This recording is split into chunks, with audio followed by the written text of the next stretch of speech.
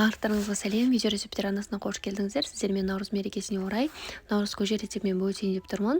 Ішіндегі дәмдері қатты езіліп кетпейтін рецепт іздеген болсаңыздар, сіздерге таптырмас рецептердің бірі деп айта аламын. Осы рецептпен сіздер жасап қараңыздар. Әр жылға сіздердің сүйікті рецептеріңіз біріне айналуына сенімдімін. Ең алдымен ыдысымызға осылай қазы және де етімізді салып, баяу отта 2 сағат шамасында қайнатып алатын боламыз. Үстіне бір пиязды салып қайнатып аламыз.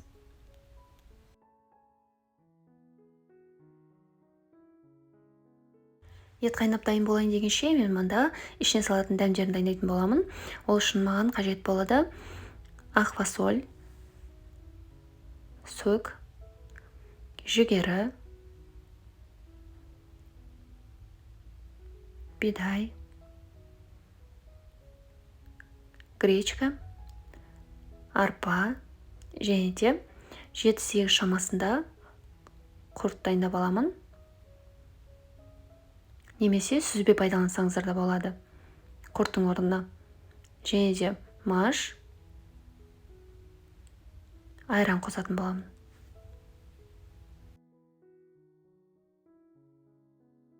Мұнда қатты және де кешпейтін заттарға осылай жылы су құйып, 1,5 сағат шамасында жылы сумен бұқтырып алатын боламыз.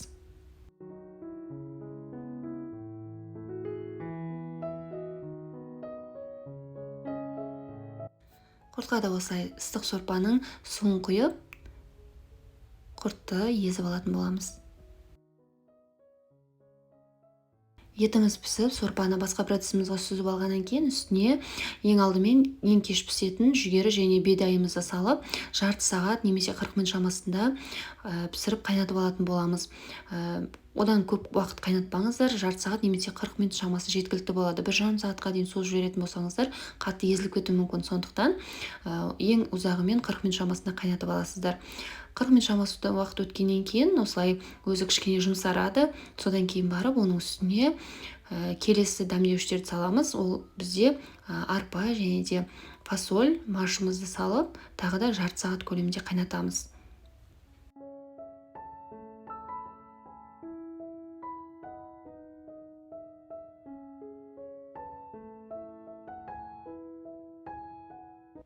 Ол арада біз ішіне салатын кеспені дайындайтын боламыз. Ол үшін бізге бір жұмыртқа, су және де тұз салып, ұнымызды салып, қаттылау қамыр илеп, кеспенің қамырын дайындап алатын боламыз.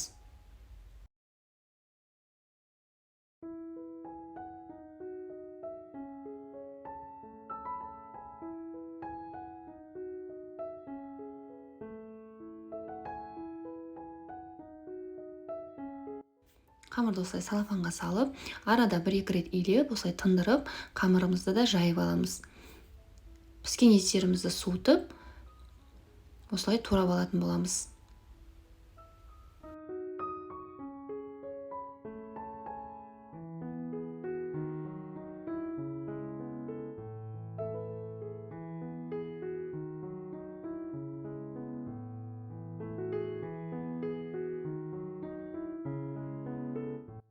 Жарты сағат өткеннен кейін үстіне гречка және де сөкті салып, тағы да 5-10 минут шамасында қайнатамыз.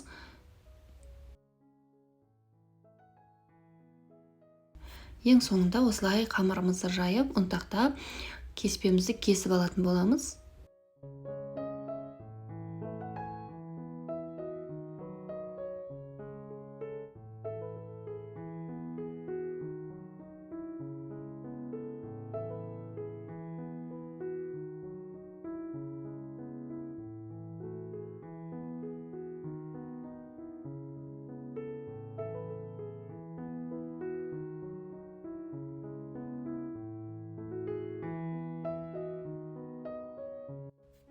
Неге дайын болған кеспемізді де қазанға салып, араластырып 5 минут шамасында қайнатып аламыз.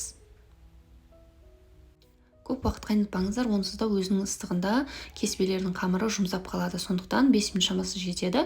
Сосын барып үстіне жаңағы езіп алған құртымызды, айранды және де үстіне ұсақтап турап алған еттерімізді салып араластырып дайындап аламыз. Неге біздің наурыз көжеміз дайын болды. Өте керемет болып шығады дәмі деген. Ішіндегі заттары да қатты езіліп кетпейді. көрінісі де әдемі болып шығады. Сіздер де осы рецептпен жасап қараңыздар. Сіздердің әр жылға осы сүйікті рецепттеріңіздің бірі болуына сенімдімін. Мереке құтты болсын. Сау болыңыздар.